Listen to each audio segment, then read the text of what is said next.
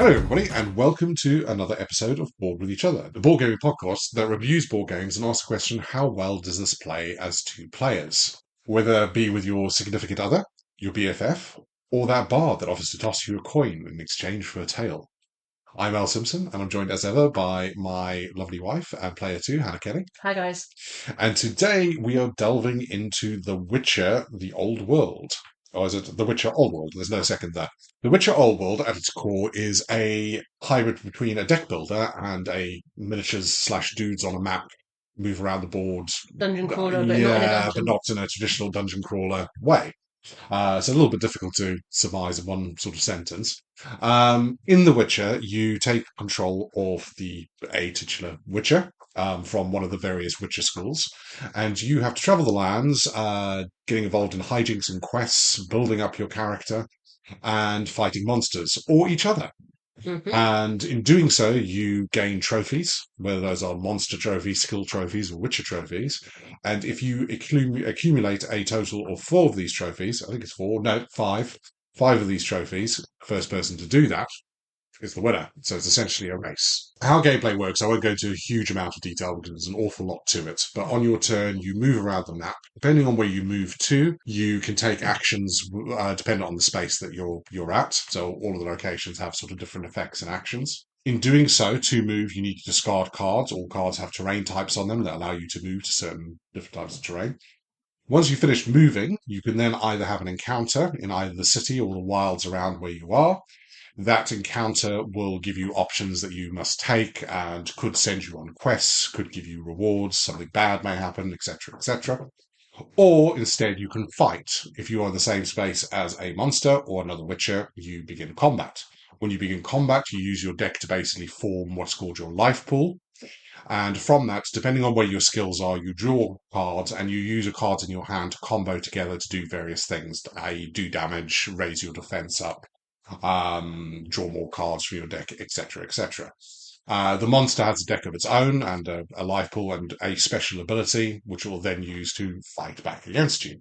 If you win the fight, fantastic, you get some gold, you win the trophy. If you lose the fight, you basically don't lose an awful lot. You just get 1 card less to draw in the next phase. The final phase, you draw back up to 3 cards. Also, you can meditate. Yes, you can meditate. If your skills have reached a level 5 in any of them, you can meditate to gain the trophy card for that skill. What's important with the trophy cards for skills, however, is you cannot use that to win the game. You can use it to go up on the score track, the trophy track, but it cannot be your final That thing. last one The has to be last one has to be a versus a monster monster. or Witcher. Oh, sure.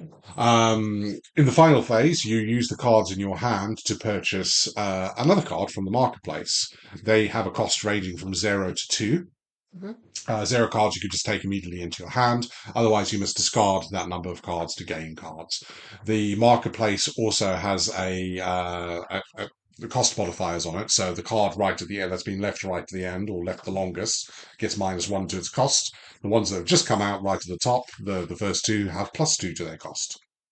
So obviously it stops people just immediately grabbing 2s as they come out and makes it very, very expensive to do. There are a whole load of other mechanics that go with it, but I think some of the highlights, one of the mechanics is poker dice. Yep. So at certain locations you can play poker dice either against the bank or against another Witcher, in which case you play a hand of poker dice, which luckily comes with reference cards, you know what the hands are worth, etc. And you can use that to gain money. It seems like quite a minor side questy type thing when you first start playing, but it's actually quite a pivotal part of the game because it's one of the main sources of income. Yeah, and currency is valuable and is Yes, important in and this. runs out very quickly. And it runs out very quickly. So you use your currency to upgrade some of your skills, At Witcher schools, yeah. which are skills, and your main attributes: defense, combat, alchemy, and your Your special special. ability. Each Witcher has a different special Yeah, ability. that's linked to your school. Which there are 5, by the way. There are 5 different characters in the base game. And what else do you then use currency for? That's about it, really. Yeah, that is about it. Currency can come up as part of your encounters where you may have the opportunity to spend some gold to gain something. But that is pretty much But it becomes quite pretty much it. Yeah. integral to the game because otherwise you're not able to level up. Yeah, it's quite a harsh economy. Yeah. Yeah, you need money. and getting it is not easy. Yeah. But that's basically it in a nutshell. I don't think I want to go any much too further into rules minutiae because you get very, very bogged down in it. But that's basically how the game plays. I suppose it's probably worth mentioning the idea of combos because that's Yeah, quite novel, I think, to this game. I've not seen it before. yeah, So absolutely. when you fight your monster, or when you fight your another Witcher, you will create what is your life pool, which is essentially all your cards and all your deck shuffled all together. Yeah, You then draw from those, and in order to attack, you talks about how you have to play combos. So those combos, all those cards will have a strip down one side, which is a particular color, yeah, and then it will have a little tab to the side of or it, multiple tabs. or multiple tabs. And then if you played a card of the same color as one of those tabs, that then becomes a combo. And you can continue doing that ad infinitum. Yeah, as long as you have until your cards. deck runs out, basically. So it's a really tasty way of being able to do huge amounts of damage, and that's where the deck building element really comes into Yeah, play. absolutely. Yeah, playtime. I would say I'm going to say 2 hours. Yeah, I would say 2 hours. It is not a quick game, and that's for 2 players. I imagine you add 3 or 4, you're looking at 2.5, 3 hours Yeah. easy. Obviously, it depends how the games go, Mhm. but I don't think we've ever had a game under an hour and a half for the two of us. No. Yeah, Oh, so I don't see. Yeah, no. this is quite a weighty beast, I Yeah. have to say. Yeah, it's got a long run time. So obviously, I've been a fan of The Witcher for a very, very long time. Janky Witcher 1 OG here. Back in the days of Eastern European janky video games and sex cards, if anybody remembers that. Oh, there are no sex cards in this game. Unfortunately, but No, really disappointed. unfortunately There was no Kickstarter expansion for them either. No, there's no sexy Yennefer either, is there? I don't think. No. Witches. Yeah, there's not. There's no sexy Yennefer. No, Sorry, guys. before Yennefer's time. I think it's based. I might be wrong there.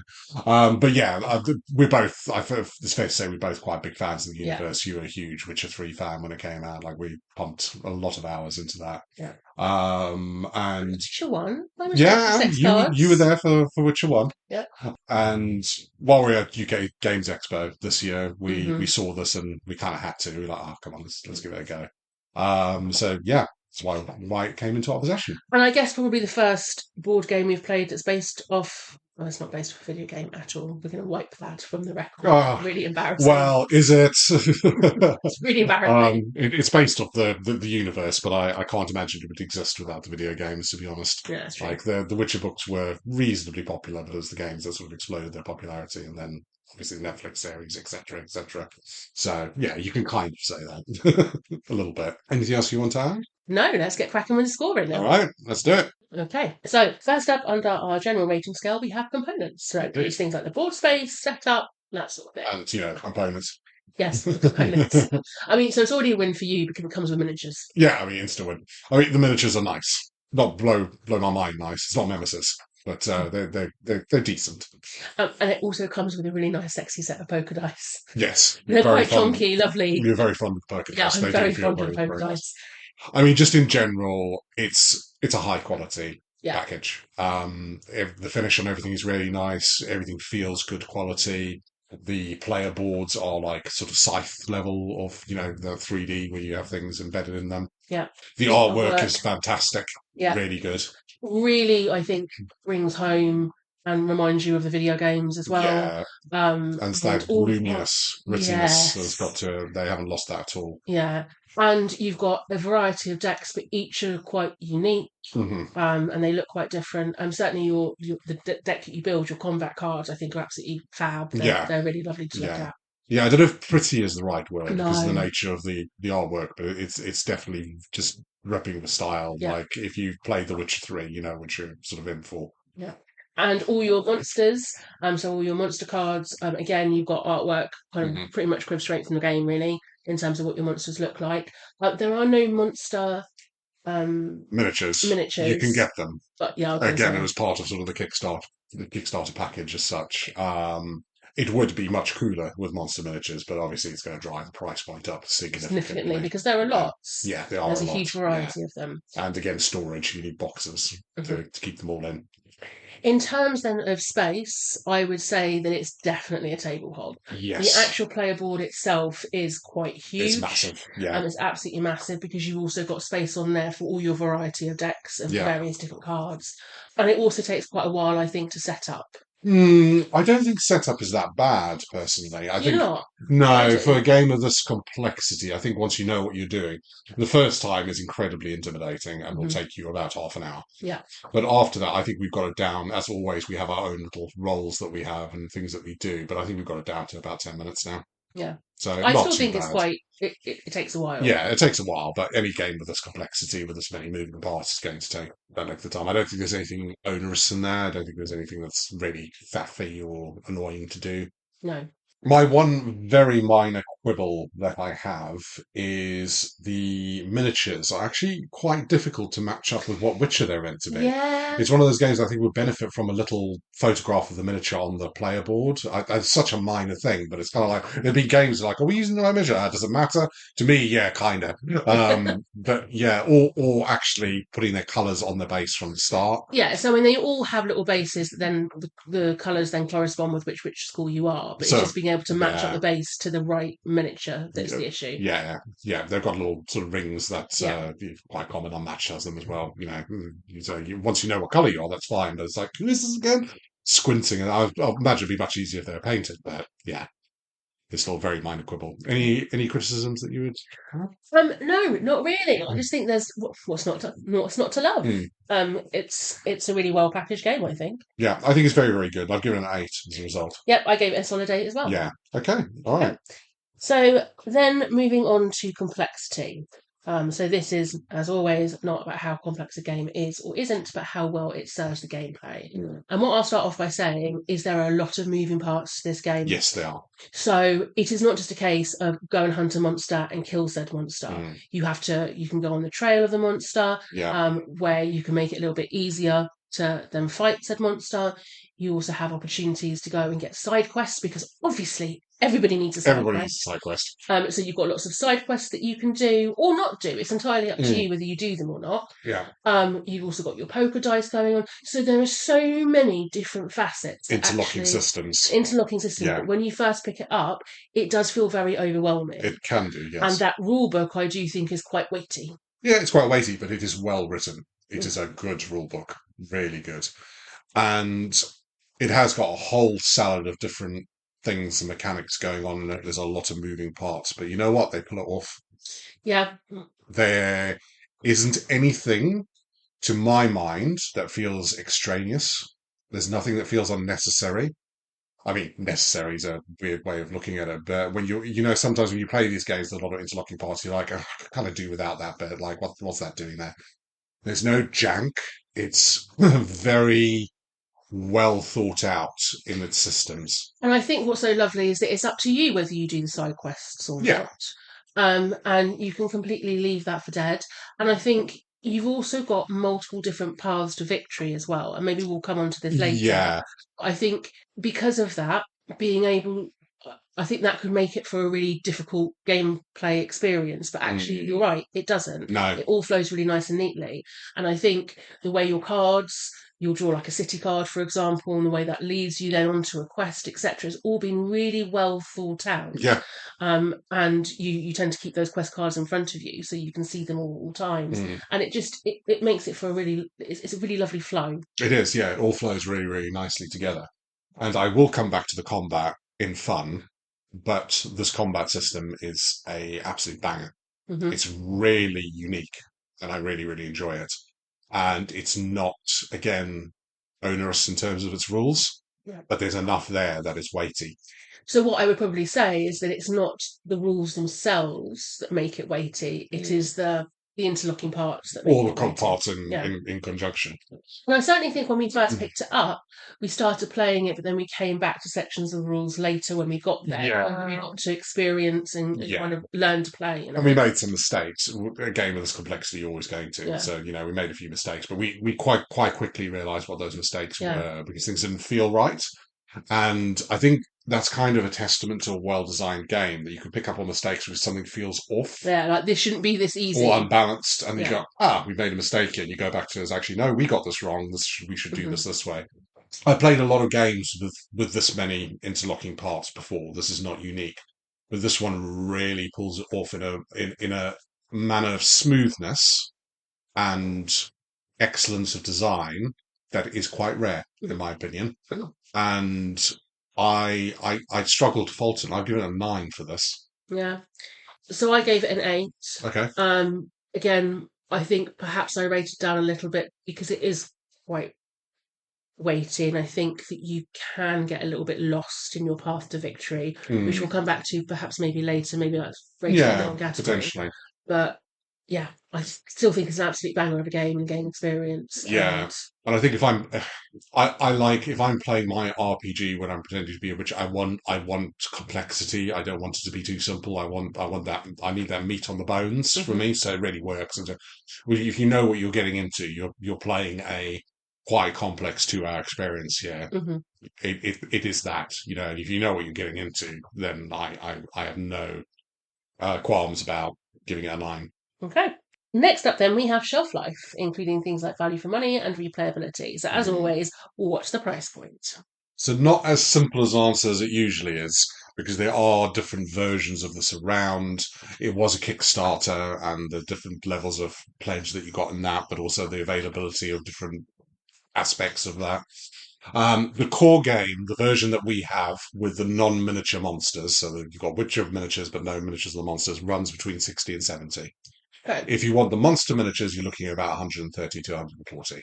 Actually, do you know what? I don't think that's that bad, considering the No, number of miniatures that you'd have to as have, because soon as there are a miniatures get lot of involved, monsters. yeah, as soon as miniatures get involved, that's the price goes up But for no, the. we're not getting the monsters. Uh, yeah, I think that's a reasonable price point for the deluxe version with all the miniatures. There are umpteen other bits and pieces that you can get. The expansions run about 40 each, so expansions Okay. are quite expensive. Testing. But again, most of them come with miniatures, Mhm. so that's your price to play basically.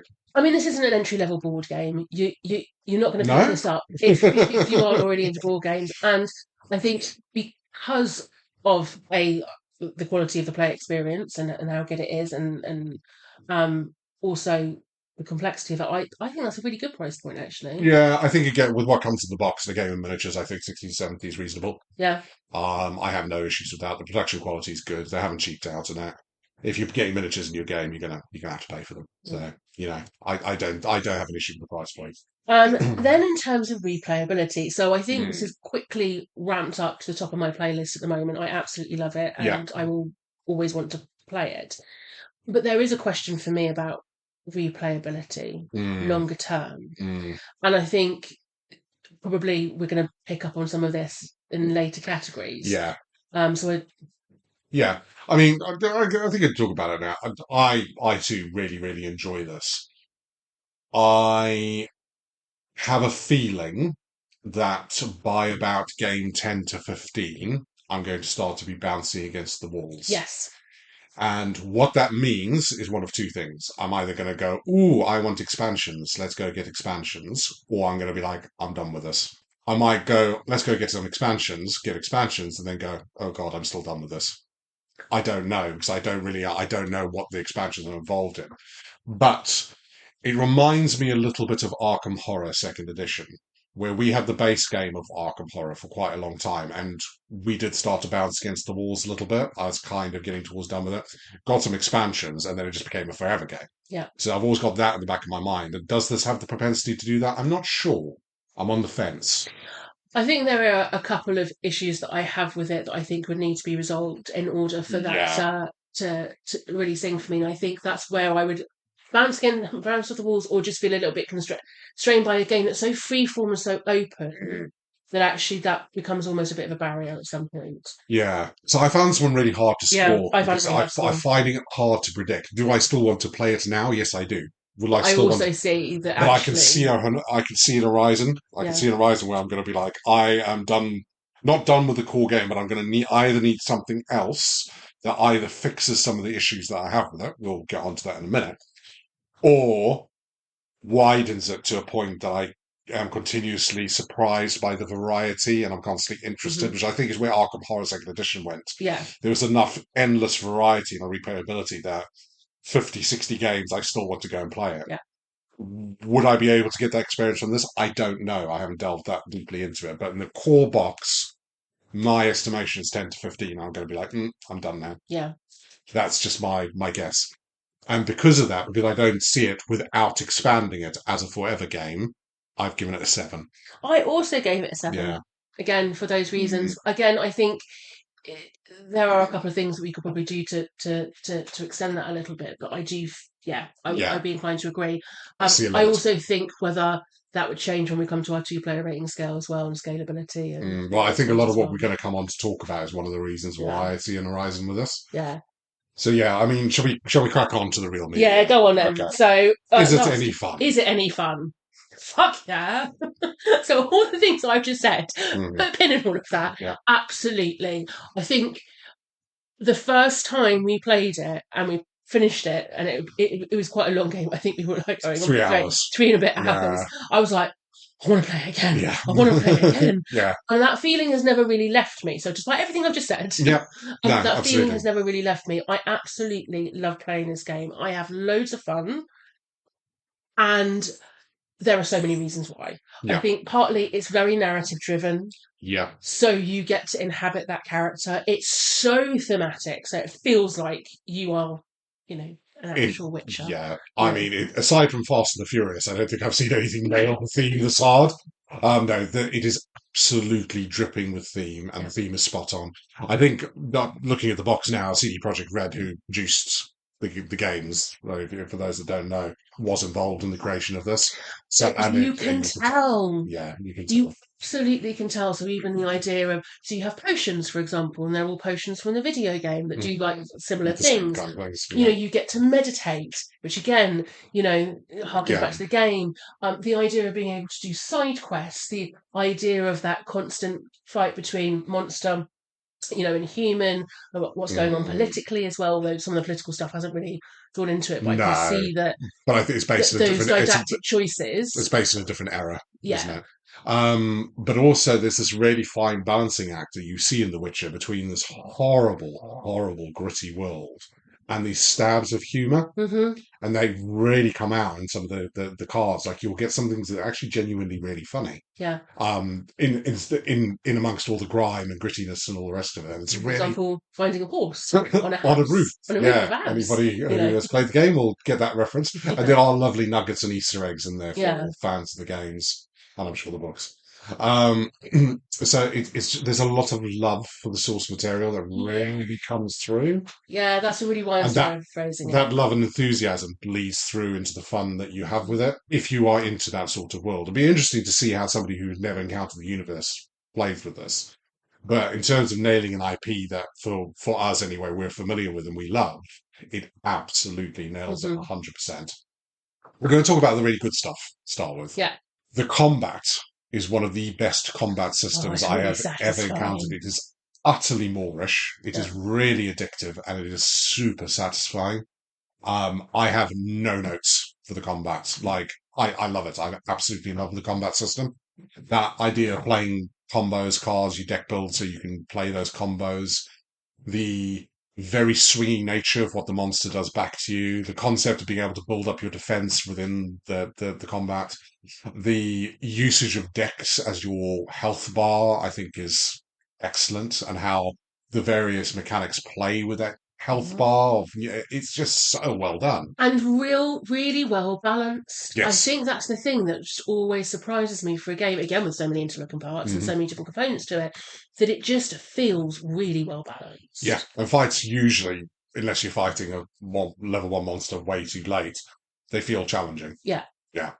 There's something also quite cool about combat. Now you're mentioning it, is that when you as the Witcher form your life pool, but then also one of your opponents will take the monster's life pool, and your opponent, you have two halves to that card. You have a charge and a Right. bite, Yeah. and that tells you what the card does. So your opponent gets to pick first time, Yeah. and obviously having seen the card, but then second time you pick Other players pick. unseen. You pick, or players if you play with more get to pick. And I think that's just a really lovely little Mm, yeah, it's just cool. touch. Yeah, It's just really cool. really, really cool. You know, The concept of the way they work with quests, the way the quests work, they're very sort of go to a location kind of specific, but then things will happen and choices will happen. I think is one of the better versions of questing I've seen in a hmm board game. Like it's really well done. Again, very, very little to complain about that. you also have an event deck, And that event deck might be directly linked to a side quest that you might be doing, or it might also be equipment as well, Yeah, that's which really, changes the yeah. game. Not changes the game, but obviously gives you another bonus. So you might Mm, get brass knuckles, you might get something like that, yeah, or you get a horse, for example, which yeah, allows travel, makes travel so much easier. And again, it's those little gems, I yeah, think, that yeah. we're still finding, Oh yeah, we will continue to find, like, we're and still it's just a finding lovely things. little I think it was surprise. game number 5 that we found out you could get a companion, though, Yeah, like, to take along and travel. It's just stuff like that. It's like, oh or wow, child okay, to cool. come along with me on my travels. Just like real life. Yeah, there's so much that this gets so right in Hmm. this genre. Like I say right at the start, I don't know what you call it. Arkham Horror is the closest, I think, Mm. in terms of the type of game it is. I can't obviously not co-op their competitor, but it has one glaring, nagging problem. It is a race. To win the game, you have got to get more than the other player quicker. In terms of you've got to do more than the other player quicker. You've got to kill more monsters. The biggest issue I have underpinning that is the combat is so cool and fighting all these monsters is so good. And there are 3 levels of monsters. So you start the game, there's only ever 3 monsters on the board. You start the game with 2 level 1s and a level 2. If you kill a level 1, it gets replaced with a level 2. If you kill a level 2, it gets replaced with a level 3. But the way the game works, every game we have played bar one, we have ignored the existence of level 3 monsters because you don't have to engage with them at all. All you need to do is kill 3 monsters, meditate on one of your abilities, and fight another Witcher, and you've won. So that's 3 out of the 5. If you are playing this, and again, we'll talk about this later in competitiveness, but if you are playing this to win, the optimal strategy is to just avoid a lot of the cool content.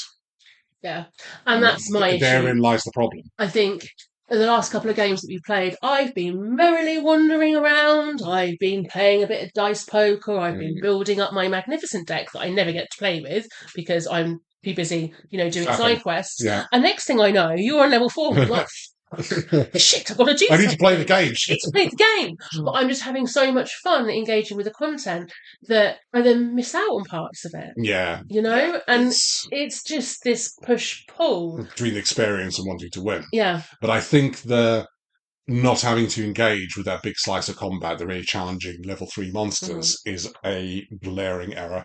Yeah, because we've also had games where actually I've done all the stuff and I've done my deck building, Yeah. and I've meditated and I'm actually quite powerful, but because of that, I think I would be all right at level 3s, but you don't, and you Yeah. then win by And I still fighting, win because I'm just being more the efficient with, werewolves. yeah, more efficient with the way I'm Yeah. doing things. And it's a real shame. And Hmm. it does hamper my fun because I'm Hmm. like, why is this content there? I don't really get it. I think it's something that obviously has been fixed by an expansion. I know there's an expansion that introduced the concept of a boss monster that you have to fight to win the game. So you've got to build your way up to it and then fight it. Fine, cool. That sounds like a good idea. I think it's fairly easy to house rule. I think with our conversations, it's one of the games that I think I am going to house rule where Yeah. your final trophy has to be a level 3 monster. I still doesn't don't think that will fix my issue though. No, but your issue is slightly different. You're just having such a wait of a time that you don't want the game to end, which should probably mean you need to give it a 10 for fun. It's slightly different, but I don't like the fact that you can avoid the high level Yeah. content and win like that. For me, that screams something's not quite been play tested right. Like Hmm. it's a really Small niggling, but fix as a well. small thing, really niggling, but it's actually becoming more and more major in my Hmm. head every time I play it. I'm like, why are these here? Yeah. What's the point? And then we both end up having a race for the level 2 one because we don't want to fight the level 3 ones that Yeah, come we just end forward. up killing a few of the level Yeah. twos, but again, you end up with 3 level 2s, and with Yeah. 2 players, it's fine. You just, it's really easy to get there without it. You could theoretically win the game by fighting one monster. Yeah. So this is the other really cool thing Mm. about it is that you don't, apart from that final monster, you could do it by Final fighting trophy, yeah. witches. You could do it by meditating. So you don't actually technically have to fight at all, apart from that one last time. Yeah, I mean, if your opponent was just completely sleeping, you could theoretically win the game by meditating on all 4 skills and then fighting him Yeah. or her. You know, you don't have to fight any monsters. The whole point of the game is fighting monsters. Like, it doesn't feel right. Yeah. And I feel like it's something they've kind of missed in the design. But I also think that's a way for people like me who've gone waltzing off doing all these quests, rescuing these small children, has a way of being able to very quickly catch up the fact that I've not Yeah, fought any monsters and I've got left trailing behind yeah, miserably because I'm having too much fun. yeah, yeah. But yeah, no, the level 3 thing is an issue for me, and I Yeah. think it's something that needs house ruling. Okay. I honestly do. Which has tampered this down for me a little bit. In a normal world, this would have been an easy 9, but I have gone for an 8 because it really bugs me. And it's still an incredibly high score. Like, this is a fantastically fun game. So I can't. I toyed with a 7, I toyed with an 8, I toyed with a 9. I've settled on an 8. I got stuck between an 8 and a 9. I think I'm going to go with a 9. Gonna go 9. Yeah. Okay. So as always, we add all those together, we average them, and we get a solid, directly rounded 8. Excellent. Which I am happy with. Yeah, This I'm really happy is with this that. is an 8 out of 10 if I've ever met one. Yeah. Like it deserves that score. Okay, so moving on to our 2-player rating scales or Mhm. categories. And first up, we have table talk. So straight off the bat, there is not a quiet moment in this game. No, no. There's all the interactivity ever in the world. Yeah. I mean, you can fight each other. You can play Yeah. each other at poker dice. Also, by the way, when you fought each other in that town pub then Closes. closes, so No you more can't go fighting back. in No there. more fighting.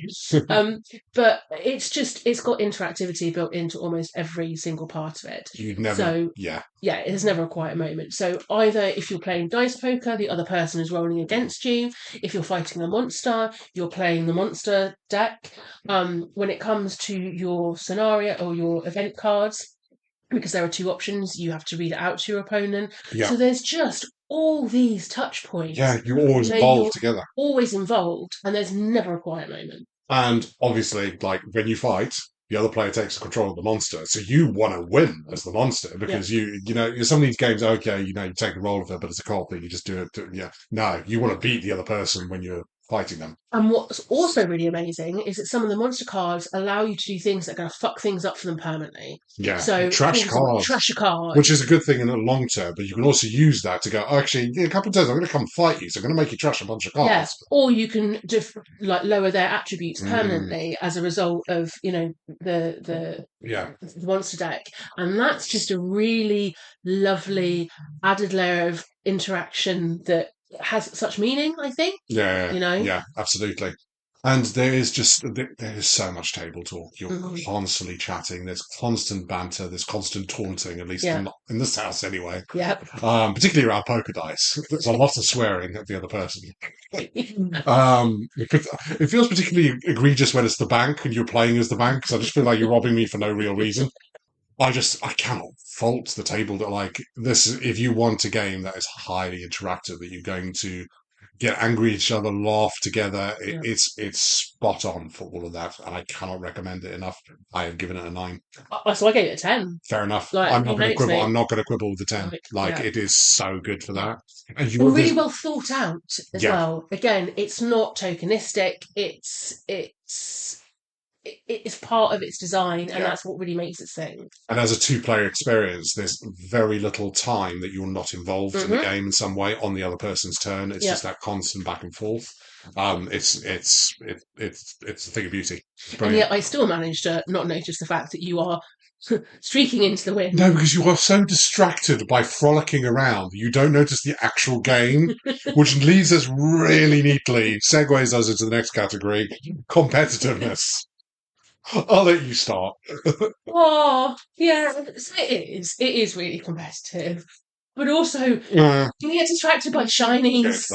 And I think, I've already said this is where it really falls down. It doesn't fall down. It doesn't fall down for me, though, does it? I love it. It does for this category, though. But it does in this category because I think it's just too easy to go off on a myriad of side quests. Yeah. And just lose track of what it is that you're doing and therefore get frozen out. You find it nigh impossible to focus in this, which makes you a very easy opponent to beat. Yes. You're just having too much fun frolicking around the world, which is fair enough. But there is the capacity for that. I think I have a number of issues with the competitiveness of this as a 2-player experience. It's very easy to stretch into an unassailable lead quite quickly. if one person is focused, lucky, and on it. And it's a long experience. It's not a short game. There's a lot of extraneous stuff going on, but if you just want to mainline winning, there's a weakness to the penalties you get from failing to win a fight. Yeah, so actually, failing to win a fight isn't necessarily a bad thing. In some ways, it's actually a good thing. You get an extra card. And if you wanted to be like Mr. Min-Maxer on this, you could just camp those monsters and fight them until you win and then move on to the next one, not really engage with the rest of the game. And I find that sours the competitiveness of a game for me, because if you're playing optimally, it makes it unfun. It means I don't enjoy it that as much. And it doesn't affect my fun. But if you look at this as a competitive experience, I'd be like, if I really want to win this, I could do this. And there's no fun in that. So I'm not going to do it. But some people might just do that and think, oh, this is not a great game. You know, it just doesn't work that well competitively. Yeah. I also think what's really interesting is that you have the opportunity to fight another Witcher. And yet we've only done that twice. And I don't know why. I can tell you why that is. Why is because that? you're too busy faffing around. It's usually me that initiates it, and you usually spank my ass every time I do it, so I try and avoid it now. And then you try and avoid it, so that I don't realise that I've got. You're basically there, crouched down, picking flowers and flirting with a bard. I pitch up trying to whack you with a sword. You smack me, and then go back to what you were doing. Yeah, and I just limp back and go, "I'll go fight a monster instead." Then, you're quite evenly matched. The Witcher fights are quite hard to win. I've had very little success with it, and I don't like to distract you from your whatever the fuck it is that you're doing. Most of the time, God knows you got a horse on the roof, you got somebody, the orphan child following you around, and it's just like, I'm just going to let you do you. So yeah. But is that not a me issue? Yes and no. I think for me, yes, that's a you issue. That's going to change your scoring of this. But for me, I don't like the fact that there's optimal strategies that make the game actively less fun. And there's that issue that they've done this incredible experience, but I don't think they've done enough to. Force is a very strong word, but make the player engage with all of it. And in fact, if you're playing to win, you engage with less of it. And that just feels so counterintuitive to me that it sours my experience of it as a competitive experience. And it makes it less satisfying to win because I've won, but at what cost? I've won at the expense of my own enjoyment of the evening. Yeah, I also think, again, it's that reach to victory thing as well. I mean, ultimately, you're right. The Witcher is a combat. It's about combat. It's about fighting monsters and saving the world and stuff. And actually, you could win without doing any of that. Doing any of that. One of that. Well, yeah, just one. I think again that's really cool and that's really interesting. And I think I will try it and see if I can. But it just takes something away from that thematic. And go back to the competitiveness. If you did decide to try and do that, it would be a complete folly because if somebody else has played to win, they're just going to What I would also point out is that I actually had the option of doing that last time, but I kept forgetting to meditate because I wanted to go and have an encounter. Definitely. No, it's Wild's encounter. I'm not going to meditate. Storyline. I'm actively losing now. Yeah. So yeah, I mean, overall, I've given this a 6. I don't think it's dire as a competitive experience, but it's not up there with the ones the really meaty. I'm going to be very satisfied if I win with this. I also gave it a 6, but again, that's not why I would play this. No, and that's fair. I mean, this is one category. This is a specific category. 6. Scalability. So, would this be better with more people? I'm also going to go out on a limb and say, fuck yeah. Yeah, 100%. I mean, 100%. The idea of 2 witches in a pub having a fight while everyone shouts on around them while the rest of your and gets to bet on them, which we've not mentioned until now. Yeah. I mean, how fucking cool is that? Yeah. Dice poker again. It would make it even better with more people around the table. I also imagine some of the issues around competitiveness and fun of having to engage with the higher level content would probably be fixed if you played this before. Yes, because obviously you would cycle through monsters a lot faster, and therefore you would have a lot more 3s out on the board, and you'd lose the option of going for level 2s. Yeah, in my imagination land, I feel like 4 would be a sweet spot with this. Yeah. It would be a long experience, but I think it'd be a lot more fun. It is not broken at 2. It works perfectly well mechanically at 2. As we have attested, it's an absolute blast. It's a banger of a game. but it really cries out for more people. Yeah. Absolutely. And you will feel like you're missing out a little bit playing it at two. Hmm. So I gave it a 4 as a result. Oh, I started with a 4 and then I upgraded to a 5. I'm just feeling generous. I was just feeling generous because I love it too much. Fair enough. Oh, that's okay. That's okay. I love it too much to Um, give it a 4. yeah. So yeah, in summation, I think we're both in agreement that this Yeah. is, it's a great experience. Two players, and as a competitive duel as such, you will feel like you're missing out. Yeah. Okay, should we sum up the scores? Mm-hmm. So that comes out at 6.6. As always, we round, so that's a 7 as a two-player experience. I think that's really fair. Yeah, I think it's fair. Personally, I'd probably go for a 6, but meet in the middle. Yeah, no, I think 6 is kind of getting on for an average two-player experience, isn't it? Yeah, I It's a bit suppose. broken about it. And I Yeah, don't think it is it's at not. all. Yeah, definitely not broken. It's Definitely a fully really playable. solid two-player Yeah, game. I think it would be better. yeah. Okay. Yeah, so there you have it. 110% recommended to anybody who likes the IP. I have no reservations. Board games, And board games. poker, and sex cards. There's no Witches. sex content. I keep trying to find the expansion, but it's not there. Maybe in the next Kickstarter run. But yes, I hope you've all enjoyed that. It's an absolute fantastic experience. Highly recommended. Until next time, have fun, be good to each other, play lots of board games.